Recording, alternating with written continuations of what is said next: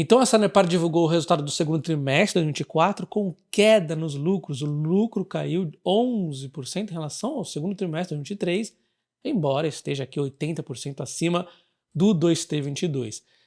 Dentre o 2T22 e o 2T23, eu dizia exatamente o que iria acontecer, a receita iria subir e os custos iriam cair. Agora a gente tem que avaliar o que aconteceu para ter realmente essa queda nos lucros. Será que é pontual? Então tem que ir um pouco mais de calma, dessa vez é um pouco mais complexo do que era nesse período aqui, e mesmo naquele período ninguém enxergava, talvez agora ninguém enxergue aqui, né? Vamos ver com calma.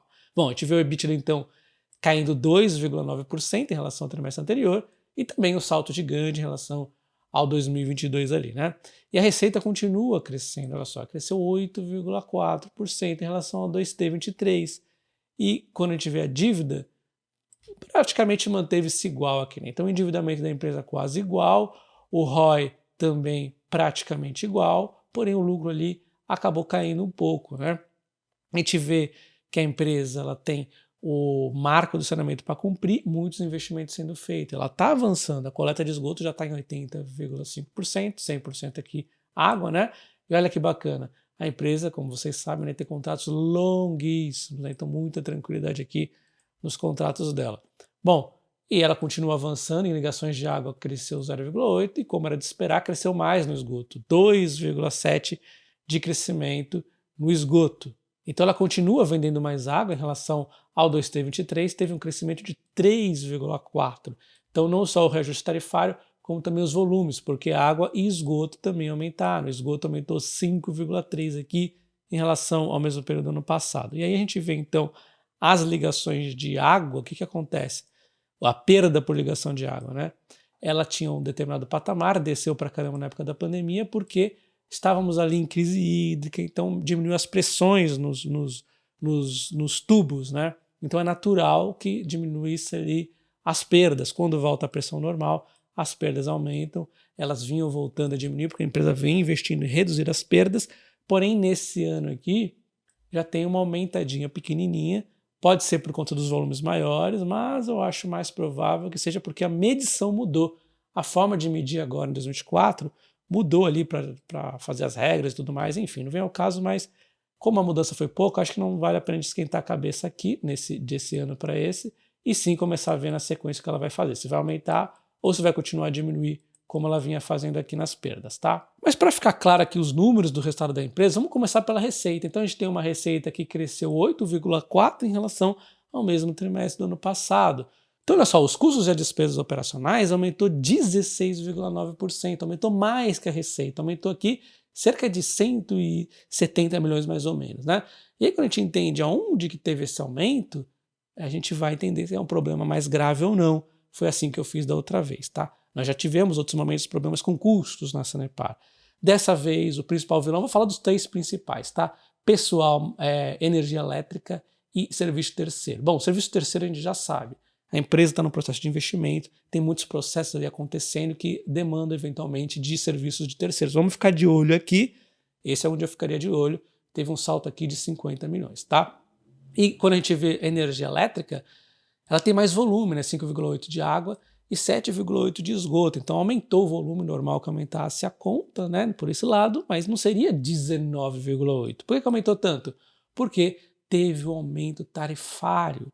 E aí eu lembro vocês que a energia elétrica é compensada posteriormente na Sanepar. Isso aqui vai vir como reajuste tarifário para ela no ano seguinte. Então não vale a pena ficar esquentando a cabeça com isso.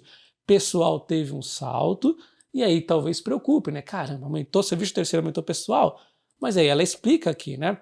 Tivemos uma série de questões, olha só, indenizações trabalhistas, acidente de trabalho, e o próprio reajuste anual, né, de 9 e poucos aqui no plano de saúde também, no reajuste anual de 5,5, mas na verdade diminuiu a quantidade de funcionários de 6,159 para 6,084. Então nesse primeiro momento eu não ficaria preocupado com esses aumentos aqui nas despesas da Sanepar. Você sempre tem que ter um olhar crítico, senão você vai ficar que nem o pessoal falava lá em 2022.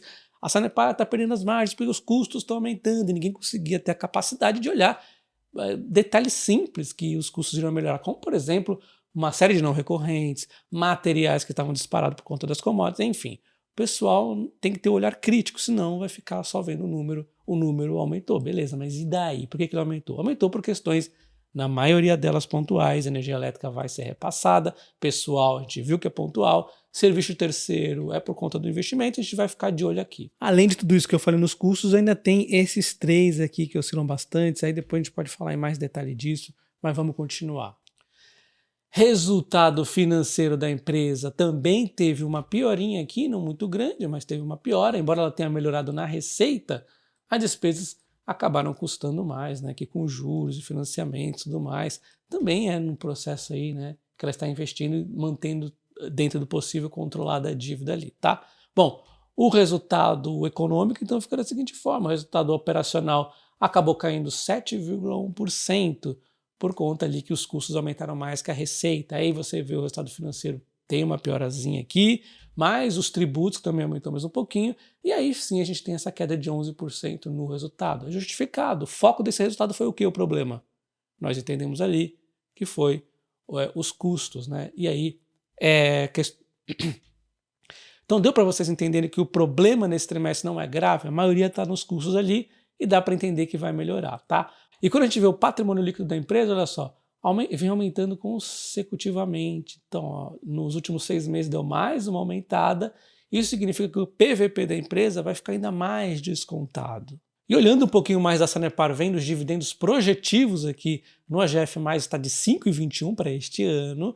Lembrando que o preço teto mira nos 6% de dividendo. Então, ela está acima do preço teto, ou seja, 13% acima quando a gente fala de dividendo. Só que o que acontece?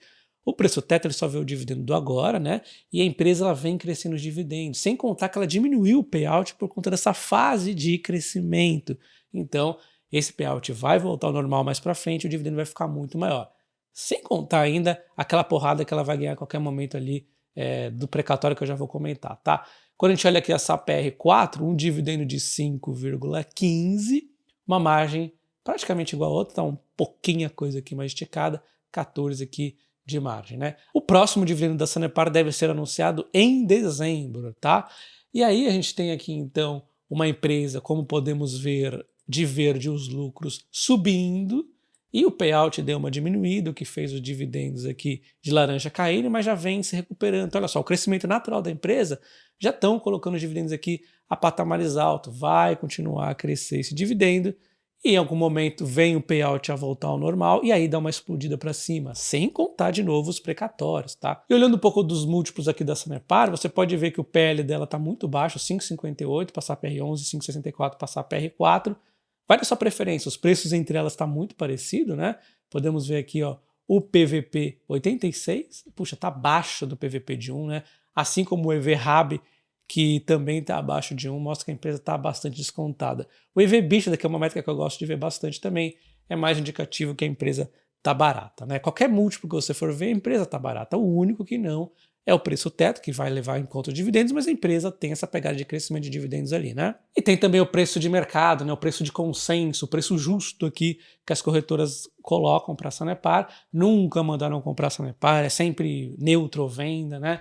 E aí eles, para não passar vergonha, eles vão subindo esse preço justo aqui, correndo atrás da cotação, porque a Sanepar dos fundos subiu para caramba, e adivinha se esse preço não subiu? Subiu, só que sempre está abaixo do valor da empresa ali.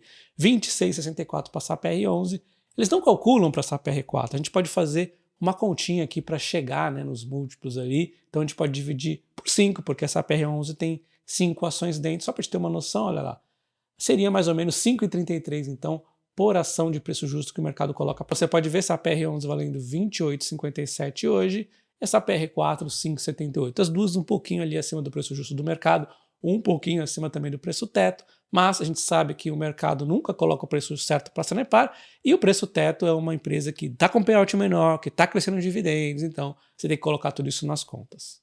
Então olha só, quando a gente vê os aluguéis de ações, a gente viu que quando o pessoal parou de manipular o papel, ele finalmente disparou, né? Só que o que acontece é que eles chegaram a ameaçar a manipulação aqui, mas já reduziram rapidamente, as ações inclusive voltaram a subir. Vamos ver como é que vai dar na sequência, né? Mas por enquanto o pessoal não está alugando muito papel neste exato momento. Se você quiser se cadastrar na plataforma AGF, utiliza o meu link que está na descrição do vídeo, que você ganha 1 mês grátis na assinatura anual. Não se esqueça também daquela indenização lá dos precatórios que a Sanepar pode ganhar a qualquer momento, que é uma porrada ali, né? Um bônus. Não é por causa disso que eu invisto, mas é uma coisa que eu não posso esquecer. Então já deixa o like, se inscreva no canal ativando o sino. Vocês devem ter percebido que eu estou meio mal hoje, né? Desde que eu comecei o canal, é a primeira vez que eu fico aí doente, gripe mesmo, né? Não é só a garganta dessa vez não, mas vou melhorar aí. Um abraço e até o próximo. Valeu!